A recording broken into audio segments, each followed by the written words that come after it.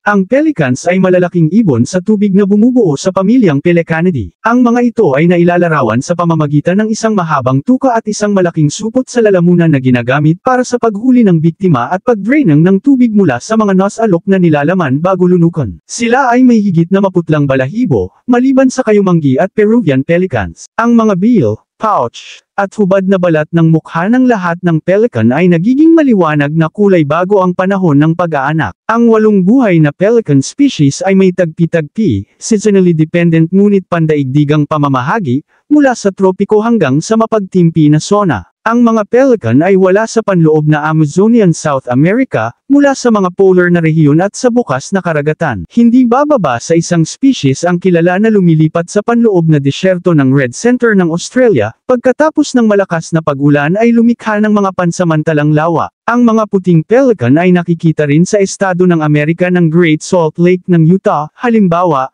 mga 600 milya, 965 kilometro, mula sa pinakamalapit na baybayin, ang Pacific West Coast. Nakita rin sila daan-daang milya sa loob ng North America, na lumipad pahilaga sa kahabaan ng Mississippi River at iba pang malalaking daluyan ng tubig.